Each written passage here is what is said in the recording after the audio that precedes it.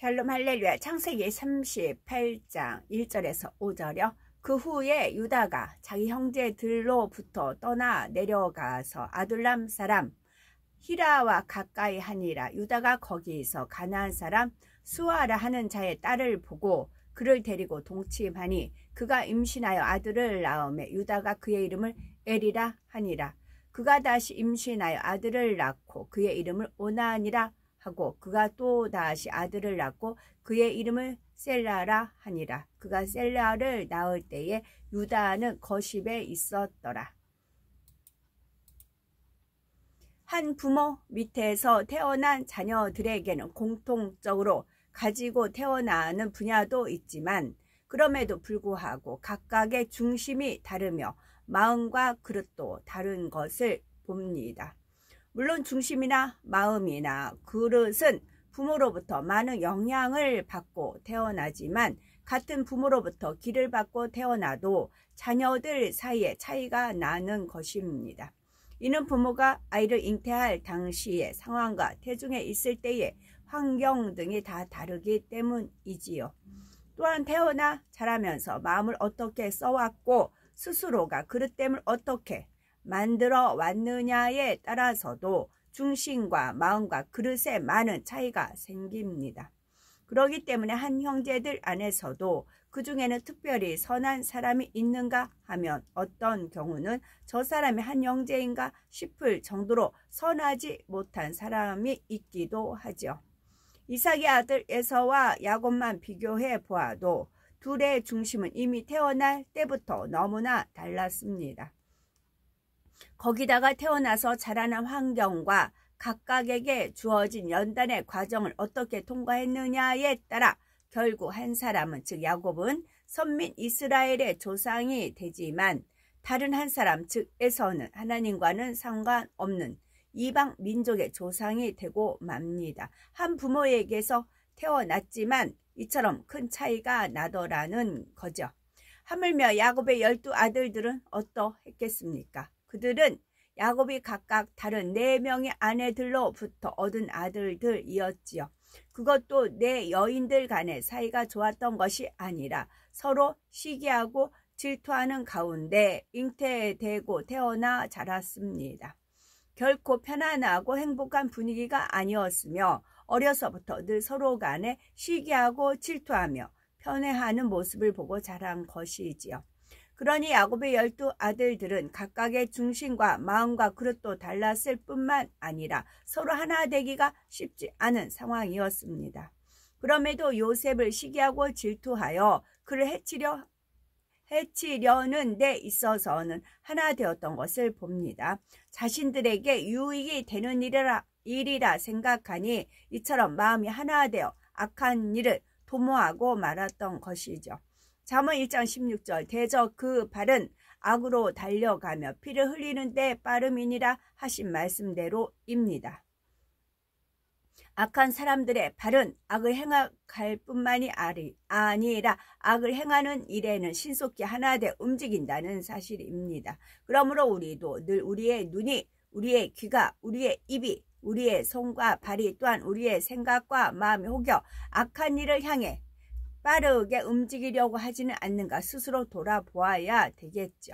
시편 1편 1절 복 있는 사람은 악인의 꾀를 쫓지 아니하며 죄인의 길에 서지 아니하며 오만한 자의 자리에 앉지 아니한다는 말씀처럼 우리의 악한 꾀, 죄인의 길, 오만한 자리에서 떠나야만이 복 있는 사람이 될 수 있습니다. 우리는 악인의 꾀, 죄인의 길, 오만한 자의 자리에서 떠나야만이 복이 있는 사람이 될 수 있는 것입니다. 그런데 요셉의 형들은 악을 행하는 일에 마음이 하나 되어 빠르게 움직였던 것을 볼 수 있지요. 하지만 이런 와중에도 장자 루벤과 유다는 요셉의 목숨만을 살려보려고 했습니다. 그들도 결코 선한 마음이라 할 수는 없지만 그래도 마음에 조금의 선은 있었기에 차마 자신들의 동생이며 골육인 요셉을 죽일 수는 없다고 생각했지요. 결국 요셉은 루벤과 유다로 인해 목숨은 건졌지만 애굽의 노예로 팔려가는 신세가 되고 맙니다. 야곱의 아들들은 아버지 야곱을 통해 하나님에 대해 배웠습니다.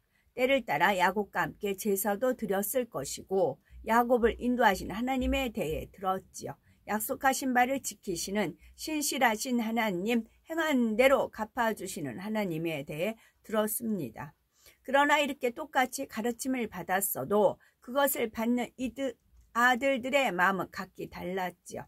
그러니 각각의 신앙도 달랐습니다. 요셉의 신앙은 비록 연단 중에라도 늘 하나님을 경외했고 신실하신 하나님을 믿었지요. 어떤 상황에서도 하나님 앞에 범죄하지 않았고 하나님께서 주신 꿈을 잃지도 않았습니다. 하지만 요셉의 형들의 신앙은 그렇지를 못했지요. 그들의 신앙을 알 수 있는 내용이 38장에 나옵니다. 이는 유다 한 사람에 대한 내용 같지만 이것이 결국은 요셉의 다른 형들의 신앙 역시 어떠했는지를 나타내주고 있지요. 그런데 사실 오늘 본문의 내용은 전체 내용의 흐름과는 상관이 없는 듯 보입니다. 요셉에 대한 내용이 한창 진행 중이다가 이처럼 갑자기 유다에 대한 내용이 불쑥 튀어나오는 것이 좀 이상할 수 있지요. 그러나 38장에는 매우 중요한 영적 의미가 담겨 있습니다. 지금 요셉이 애굽으로 팔려가는 장면은 장차 이스라엘 민족이 애굽에서 큰 민족을 이루며 하나님의 선민으로 성장하는 데 있어서 매우 중요한 역할을 하게 됩니다. 하지만 이 사건은 동시에 이스라엘 민족이 애굽에서 400년간 종살이하게 되는 데에 있어서도 시작점이 되는 것입니다. 그런데 이처럼 이스라엘 민족이 애굽에서 종살이를 하다가 출애굽하여 약속의 땅 가나안으로 다시 돌아오는 내용을 장차 메시아로 오실 예수님을 통해 이루어질 구원의 역사에 대한 예표이지요. 죄악 가운데서 원수마귀 사단의 종로로 타던 우리들이 예수 그리스도로 말미암아 죄사함을 받고 어두움에서 나와 하나님의 말씀의 빛 가운데의 삶으로 영원한 천국에 들어가게 되는 것과 같습니다. 그러므로 요셉이 애굽으로 팔려가는 것이 요셉 개인적으로는 온전한 그릇을 만들기 위한 연단의 시작이지만 영적으로는 앞으로 이루어질 하나님의 섭리에 대한 시작점이 되는 것입니다. 바로 이러한 시점에서 하나님께서는 갑자기 유다에 대한 내용을 등장하게 하신 것입니다. 그리고 이 내용은 장차 메시아로 오실 예수님에 대한 영적인 단서를 제공해 주고 있지요. 계시록 5장 5절에 보니 장로 중에 하나가 내게 말하되 울지 마라. 유다 지파의 사자 다윗의 뿌리가 이겼으니 이 책과 그 7인을 떼시리라 말씀하시지요. 곧 인류의 구세주가 되실 예수님께서 유대 지파 즉 유다의 지파 다윗의 후손으로 오셨음을 말씀하는 것입니다. 또 미가야 5장 2절에 보니 베들레헴 유브라다야 너는 유다 족속 중에 작을지라도 이스라엘을 다스릴 자가 네게서 내게로 나올 것이라. 그의 근본은 상고의 대초엔이라 하여 메시아가 유다 족속 중에서 나올 것을 예언하셨지요. 그러므로 야곱의 12아들들 중에 유다를 통해 예수님의 계보가 이어졌던 것입니다. 물론 성령으로 잉태되신 예수님께서 육적인 혈통이 있을 수도 없지만 예수님께서 육을 입고 이 땅에 오시기 위해서는 육적인 계보가 필요했죠. 또한 예수님께서 구약의 예언에 따라 유다 지파 중에서 나심으로 예수님이 바로 구약에 예언된 메시아이심을 확실히 증명했던 것입니다. 그러므로 오늘 본문에 나오는 유다에 관련된 사건은 당시에 있었던 하나의 불행한 과거사가 아니라 앞으로 오실 메시아와 밀접한 관련이 있는 것입니다. 그러면 오늘 본문에 담긴 영적 의미를 살펴보기 전에 본문의 내용을 간단히 살펴보면 야곱의 아들 유다는 가나안 여인을 아내로 맞아 엘, 오난, 셀이라는 3명의 아들을 낳습니다. 유다는 장자 엘을 위해 다말이라는 여인을 아내로 취하게 하는데 엘은 후사를 남기지 못한 채 죽고 말지요. 엘의 죽음에 대해서는 엘이 여호와 목전에 악함으로 여호와께서 그를 죽이신지라 했습니다. 그렇다 하여 혹여 이 말씀을 오해해서 하나님께서 직접 사람을 죽이기도 하시는구나 생각해서는 안 됩니다. 여기서 하나님께서 엘을 죽이셨다는 것은 베드로 사도를 속임으로 결국 성령을 속이려 했던 아나니아와 삽비라가 저주를 받아 그 자리에서 혼이 떠나 죽었던 것과 같은 경우이지요. 엘도 이와 마찬가지로 그의 악으로 인해 하나님의 저주가 임하니 그 자리에서 순간에 죽고 말았던 것입니다. 그러나 이런 경우는 특별한 경우입니다. 대부분은 죄가 쌓여 어느 한계를 넘게 되면 공의 가운데 그 사람에게 닥친 재앙이나 사고로부터 하나님께서 지켜주실 수 없으므로 죽게 됩니다. 그러니 엘이 이처럼 저주로 인해 순간에 죽임 당했다는 것은 그가 평소에도 하나님 앞에 얼마나 악을 쌓았는지를 알 수 있다는 사실이죠. 이렇게 해서 엘이 후사를 남기지 못하고 죽자 당시의 풍습에 따라 엘의 동생 오난이 형수 다말을 취하게 되지요. 이러한 풍습은 계대 결혼, 즉 대를 이어서 형사 취수 제도라고도 부릅니다. 형사 취수는 형이 죽으면 동생이 형수를 취한다. 여기서 계대 결혼 또는 형사 취수 제도는 가문과 혈통의 존속을 존중했던 고대 문화권에서는 후사 없이 죽은 형제의 대를 이어주기 위해 다른 형제가 죽은 형제의 부인과 결혼하여 아들을 낳아주던 풍습이었습니다. 이 제도의 목적은 자식 없이 죽은 형제의 가문을 일으켜 세우고 그의 가족과 이름을 보존케 하려는 것이었습니다. 그래서 죽은 사람의 형제들은 궁율과 희생 그리고 형제애로서 이 의무를 준수해야 했습니다.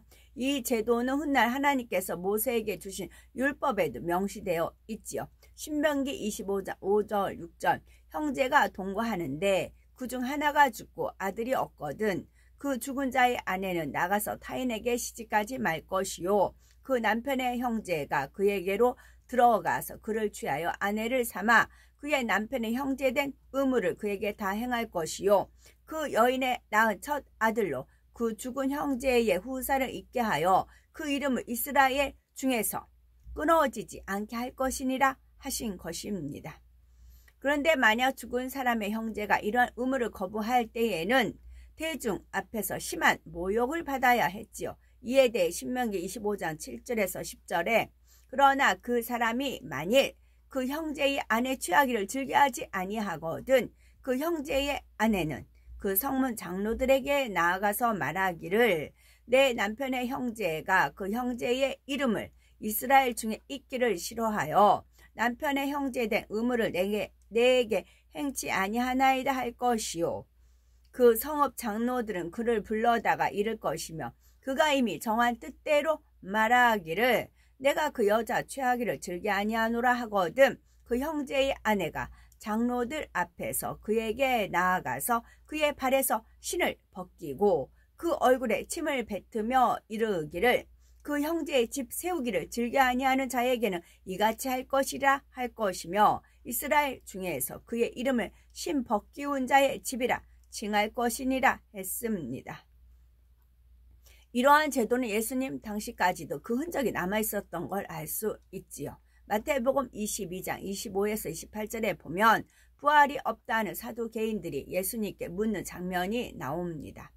우리 중에 7형제가 있었는데 마지 장가 들었다가 죽어 후사가 없으므로 그의 아내를 그 동생에게 끼쳐두고 그 둘째와 셋째로 7째까지 그렇게 하다가 최후에 그 여자도 죽었나이다. 그런즉 저희가 다 그를 취하였으니 부활 때에 7 중에 네 아내가 되리까 했지요. 이는 당시에도 형제가 후사 없이 죽으면 다른 형제가 죽은 형제의 아내를 취하여 후사를 잇고자 했음을 말해 줍니다. 이 제도를 자칫 오늘날의 시각과 육신의 생각을 동원해서 보면 좀 이상할 수 있지요. 하지만 이 제도의 목적은 후사 없이 죽은 형제의 가문을 보존케 하려는 궁율과 희생의 마음에서 나온 것입니다. 또한 혈연 관계에 의해 민족들이 형성되어 가던 당시에 시대적인 상황이나 가문의 계승을 중요시했던 시대적 배경 등을 고려해야 하는 것이죠. 바로 이러한 이유에서 생겨난 풍습이 선민이라는 강력한 민족 의식을 가지고 민족의 순수성을 유지하려는 목적에서 후대에 계속하여 전해 내려오게 된 것이죠. 그러니 장자 엘이 후사가 없이 죽은 상황에서 둘째 아들 오나는 형을 위해 후사를 이어야 하는 의무를 가지게 되었습니다. 하지만 오나는 이를 거부하지요. 자신이 형수를 통해 낳은 아들이 어차피 자신의 씨가 되지 않을 것을 알고 형수로 하여금 잉태지 못하도록 했던 것입니다. 그런데 이 일이 여호와 목전에 악함으로 여호와께서 그도 죽이셨다 하지요. 이 내용 역시 우리가 잘 이해해야 합니다.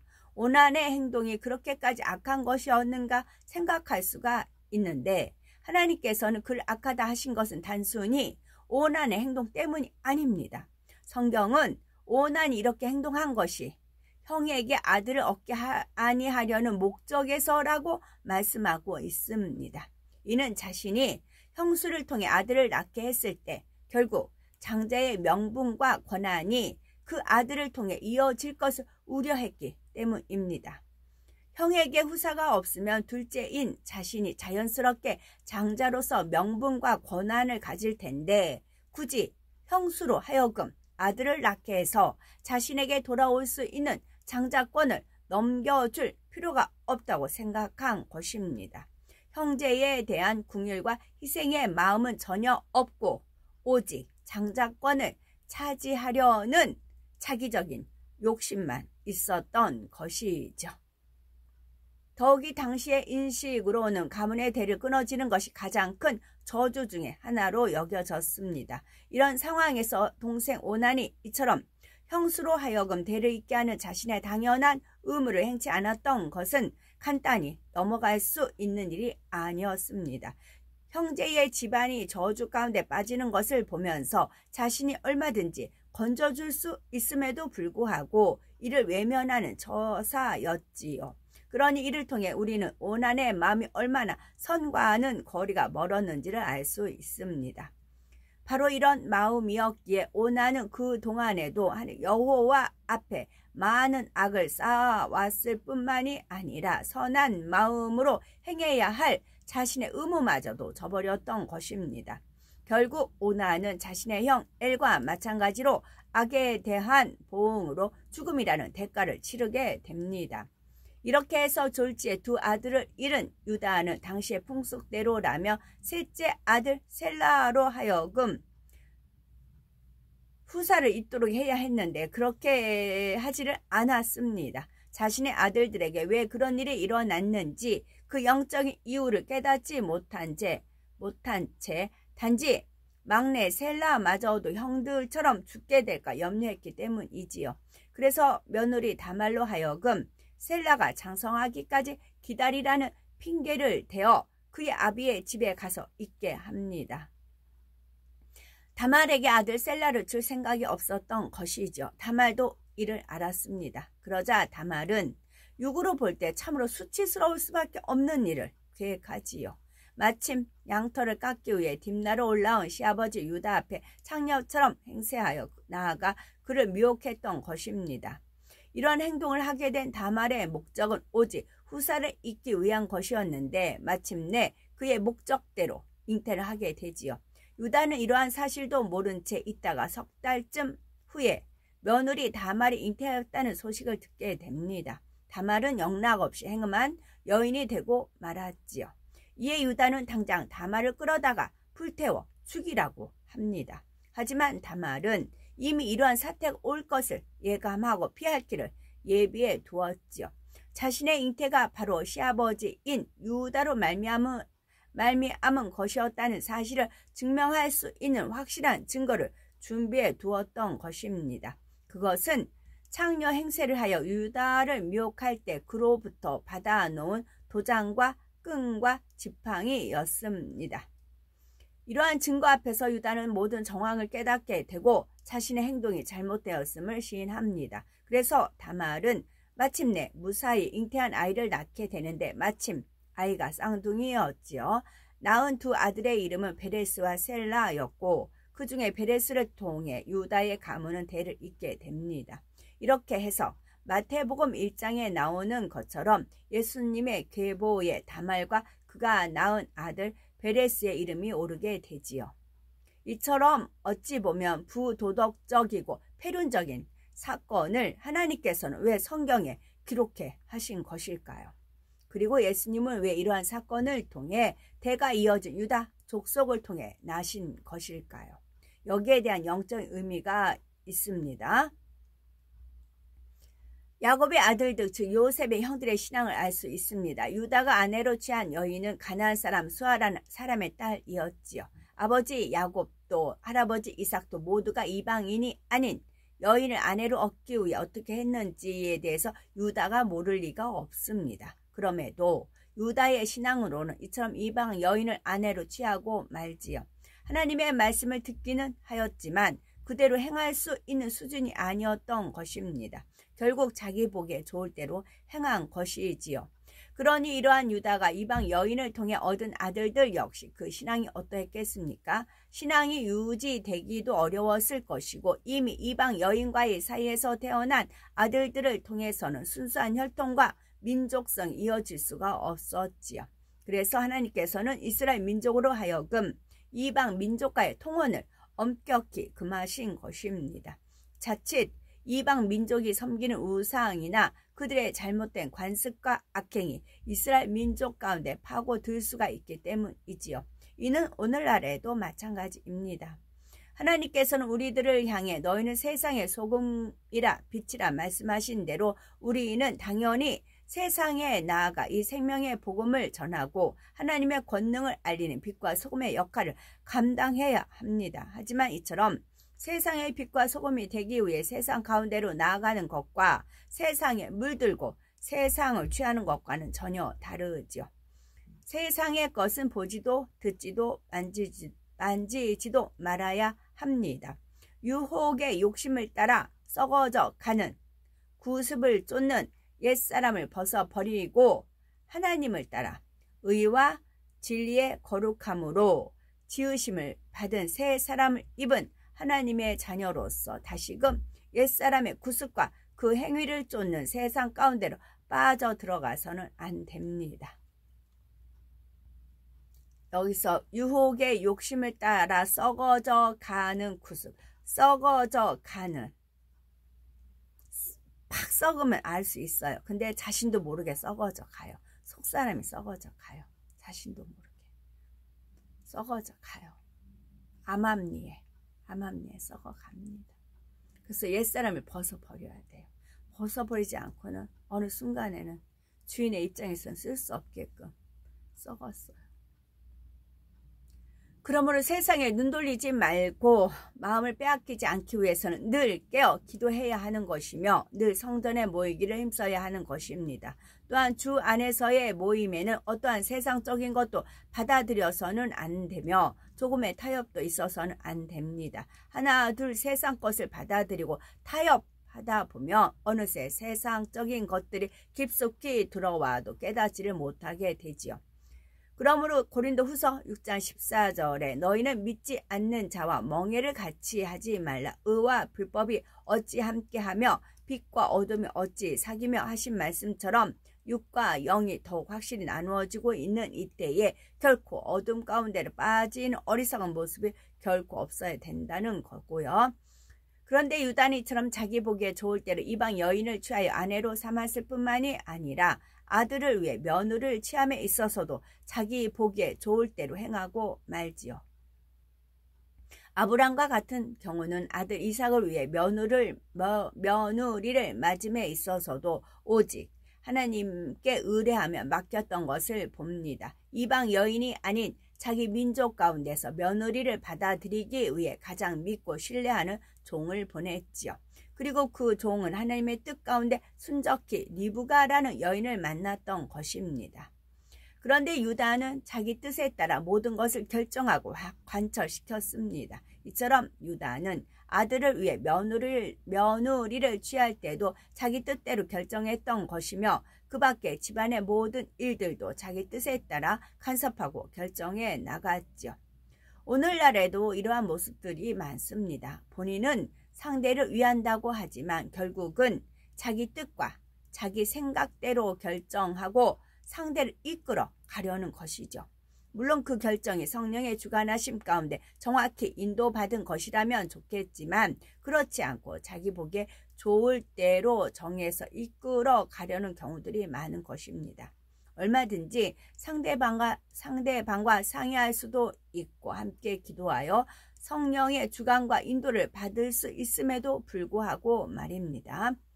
자기 입장에서만 보면 자신이 하는 것은 모두가 옳고 정당합니다. 자신의 생각이나 뜻과 맞지 않는 것은 모두가 그르고 잘못된 것으로 보이지요. 그러니 이런 상태로서는 자신을 발견하지도 못할 뿐만 아니라 자신의 의 가운데 상대를 힘들게 할 수 있습니다. 그런데 어떤 사람은 너무나 강한 자기 의 가운데 묻혀 살면서도 자기를 발견하지 못합니다. 그러면서 오히려 다른 사람에게 저 사람은 의가 강하다 말하기도 하지요. 바로 이러한 자기적인 의와 자기적인 틀을 발견하여 깨트리는 우리가 되셔야 되겠습니다. 그래서 신속히 영으로 온영으로 들어간 우리가 되어야 되겠지요. 아멘.